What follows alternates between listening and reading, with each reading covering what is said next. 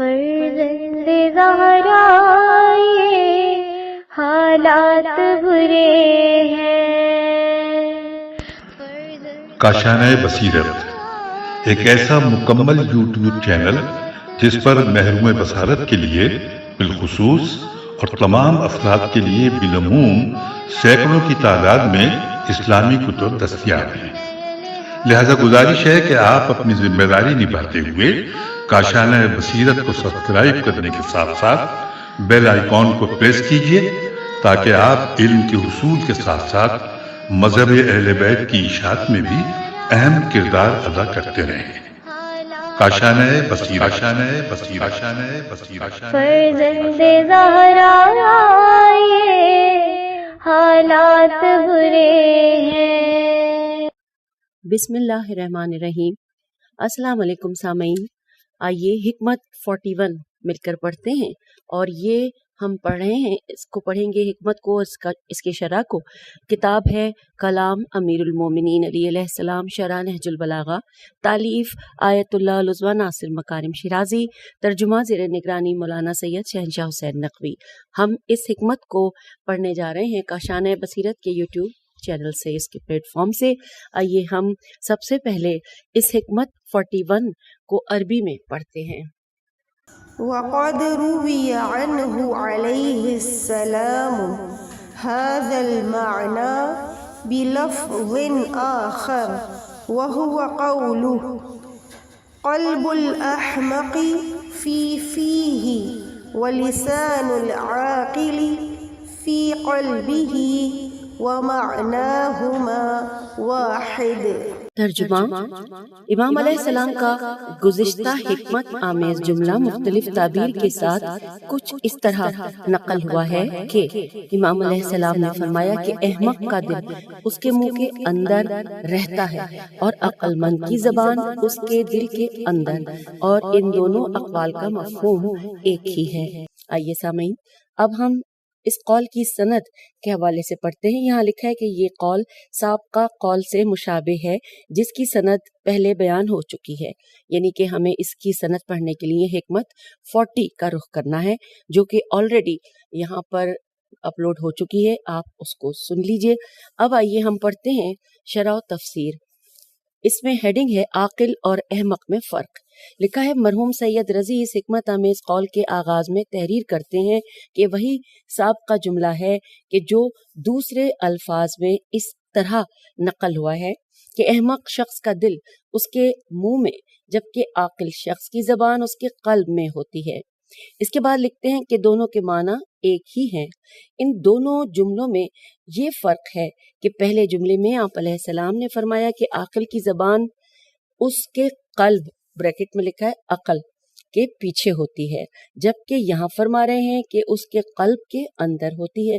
اسی طرح پہلے جملے میں آپ علیہ السلام نے فرمایا کہ احمق شخص کا دل اس کی زبان کے پیچھے ہوتا ہے، جبکہ یہاں فرما رہے ہیں کہ اس کے منہ کے اندر ہوتا ہے۔ آئیے آگے پڑھتے ہیں۔ لکھا ہے کہ یقیناً یہ دونوں بہت خوبصورت اور صحیح استعارے ہیں اور اس حقیقت کی طرف توجہ دلا رہے ہیں کہ عقل مند افراد مطالعہ اور غور و فکر کیے بنا بات نہیں کرتے، وہ ہر بات کے حسن و قباحت، سود و زیاں اور موقع محل کا دھیان رکھتے ہوئے اپنی زبان سے الفاظ ادا کرتے ہیں، جبکہ نادان و احمق لوگ اس کے بالکل برعکس ہیں، بغیر مطالعے کے اور بغیر سوچے سمجھے بولتے ہیں، اور جب انہیں اس کے نتائج بھگتنے پڑتے ہیں تو پھر سوچتے ہیں کہ یہ بات کرنی بھی چاہیے تھی یا نہیں۔ کتاب محجت البیضاء میں یہی مفہوم تفصیل کے ساتھ رسول خدا صلی اللہ علیہ وآلہ وسلم کی ایک حدیث میں بیان ہوا ہے۔ آپ صلی اللہ علیہ وآلہ وسلم فرماتے ہیں کہ مومن کی زبان اس کے قلب بریکٹ میں لکھا ہے عقل کے پیچھے ہوتی ہے، چنانچہ جب وہ کوئی بات کرنا چاہتا ہے تو پہلے اپنی عقل سے اس کی جانچ پرکھ کرتا ہے اور پھر اسے زبان پر لاتا ہے، جبکہ منافق کی زبان اس کے قلب پھر بریکٹ میں لکھا ہے عقل سے آگے ہوتی ہے، اس لیے جب وہ کچھ کہنا چاہتا ہے تو بنا غور و فکر کے کہہ دیتا ہے۔ امیر المومنین علیہ السلام کی ایک حدیث کچھ یوں ہے کہ انسان کی زبان سے جاری ہونے والے الفاظ سے اس کے عقل کی سطح واضح ہوتی ہے۔ یہاں پر حوالہ ہے کتاب غرر الحکم، صفحہ 209، حصہ 4033۔ پھر لکھا ہے کہ غرر الحکم ہی میں یہ جملہ مزید مختصر انداز میں یوں نقل ہوا ہے، ترجمہ، کہ انسان کا کلام اس کی عقل کی ترازو ہے۔ حوالہ غرر الحکم صفحہ 9 اور حصہ 4032۔ اس سے پہلے والا 3 تھا اور یہ ہے 32۔ کلمات قصار میں حکمت 392 میں امام علیہ السلام فرماتے ہیں کہ بات کرو تاکہ پہچانے جاؤ، کیونکہ انسان کی شخصیت اس کی زبان کے نیچے پوشیدہ ہے۔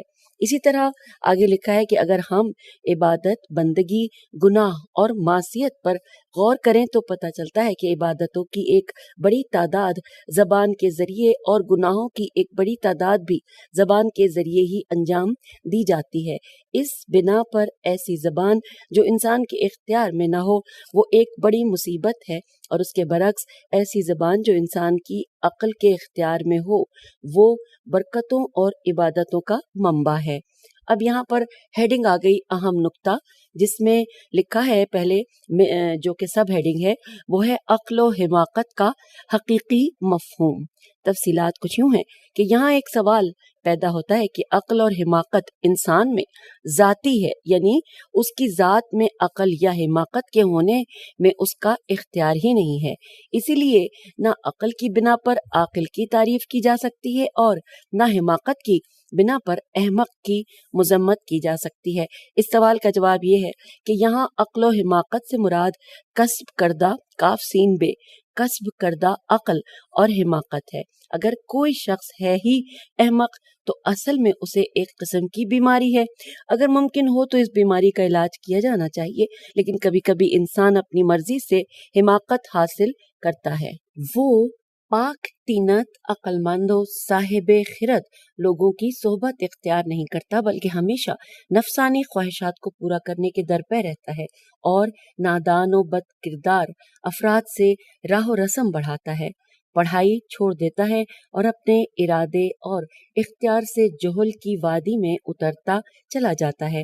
پھر جب زندگی کا کوئی انتہائی اہم مسئلہ پیش آتا ہے تو بجائے اس کے کہ وہ غور و فکر کرے، دوسروں سے مشورہ کرے اور خود پانی میں کود پڑتا ہے اور مشکلات کی دلدل میں دھنس جاتا ہے۔ امام علیہ السلام اس قسم کی حماقت کی مذمت فرما رہے ہیں۔